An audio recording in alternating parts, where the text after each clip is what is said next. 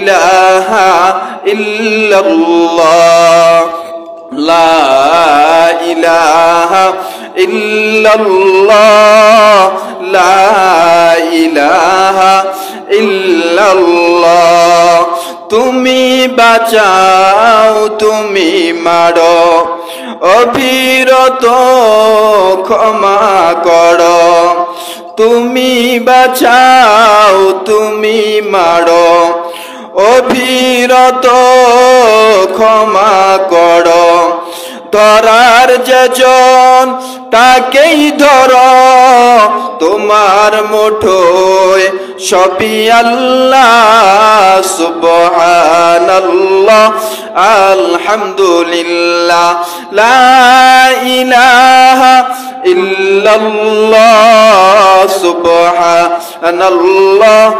আলহামদুলিল্লাহ লা ইলাহা ইল্লাল্লাহ তোমার জিকিরে পড়ে অবাধ্য হই কেমন করে তোমার জিকিরে পড়ে অবাধ্য হই কেমন করে খুঁজে না পাই কোনো ভাষা খুঁজে না পাই কোনো ভাষা শুকর গুজার করার আল্লাহ সুবহানাল্লাহ আলহামদুলিল্লাহ লা ইলাহা ইল্লাল্লাহ সুবহানাল্লাহ আলহামদুলিল্লাহ লা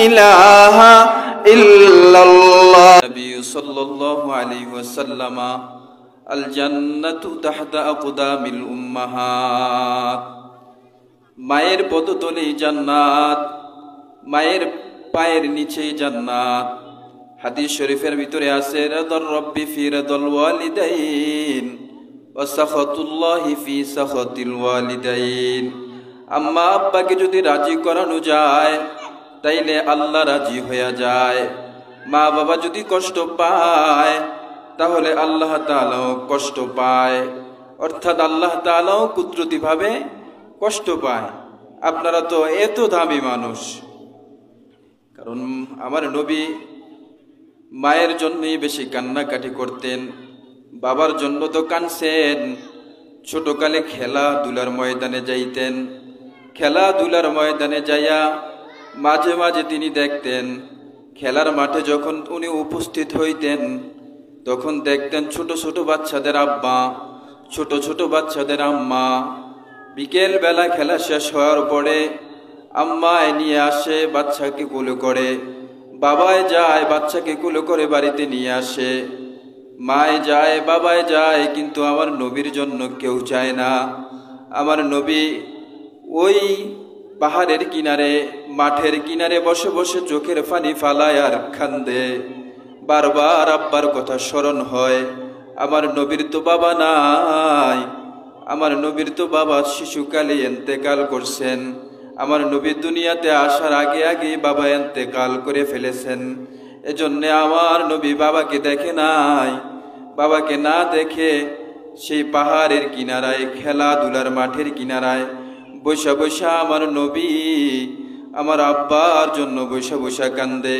নবীর আব্বার জন্য বৈশা বৈশা কান্দে লোকেরা যাইয়া বলে আমেনা ছোট বাচ্চাটা বৈশা বৈশা কান্দে তুমি কি দেখো না বলে কোথায় কাঁদে বলে খেলাধুলার মাঠে বৈশা বৈশা কাঁদে মা আমেনা দৌড়াইয়া যায় মা আমেনা দৌড়াইয়া যাইয়া দেখে মুহাম্মাদুর রাসূলুল্লাহ বৈশা বৈশা কান্দে মুহাম্মাদুর রাসূলুল্লাহ বৈশা বৈশা কান্দে ছোট বাচ্চা মুহাম্মদকে আজা করে ধরিয়া কোলের মাঝে লইয়া মা আমেনা ডাক দিয়া কয় মুহাম্মদ কান্দো না তোমার বাবা দুনিয়ায় নাই তুমি কান্দো না মুহাম্মাদুর রাসূলুল্লাহ ডাক দিয়া কয় আম্মা আমার আব্বা কোথায় আমার আব্বা কোথায় বলে তোমার আব্বা মদিনায় যখন গিয়েছিল তুমি তখন আমার পেটে ছিলা ওই সময় মদিনা থেকে আসার পথে সেখানে আবা নামক স্থানে ইন্তেকাল করছেন। আমার নবী বলে, আমি একটু আমার আব্বুর দেখতে যাব। আমার আব্বার কথা মনে হয়, আমি একটু আমার আব্বারে দেখতে যাব। মা আমেনা মুহাম্মদুর রাসূলুল্লাহকে লইয়া বাবাকে দেখতে যায়। মা আমেনা মুহাম্মদুর রাসূলুল্লাহকে বাবার কবর চিনায়। মুহাম্মদুর রাসূলুল্লাহ বাবার কবরের কিনারে দাঁড়াইয়া দাঁড়াইয়া বসে বসে বাবার কবর হাতায়। আর একটু পরে ডাক দিয়া বলে, আব্বা, আব্বা, আব্বা, আব্বু, আব্বু বলে বলে কান্দে। আসার পথে আমেনাও ইন্তেকাল করে। কয়েক বছর পর হয়ে গেছে, কোরআন শরীফ নাজিল হয়। আয়াত নাজিল হয়েছিল, ওয়াসাইনাল ইনসানা বিওয়ালিদাইহি ইহসানা, ওয়াসাইনাল ইনসানা বিওয়ালিদাইহি ইহসানা।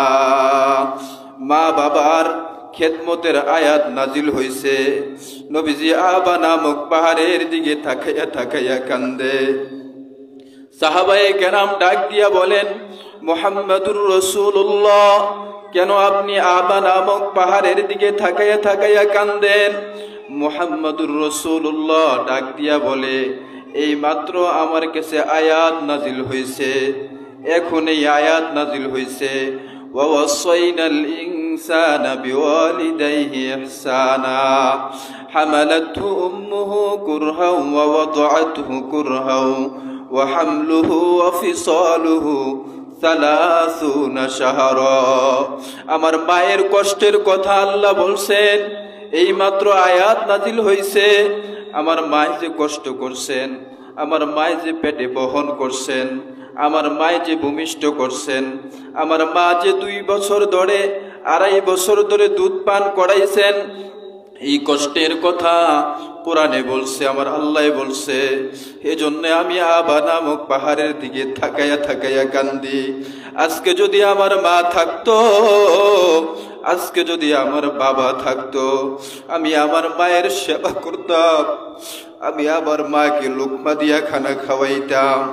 ও মা, এখানে যারা আসছেন আমার মায়েরা, আমার বোনেরা, কার জানি মা নাই, কার জানি বাবা নাই, কার জানি ভাই নাই, কার জানি বোন নাই, কার জানি শাশুড়ি নাই, কার জানি শ্বশুর নাই, কার জানি ছেলে নাই, কার জানি মেয়ে নাই।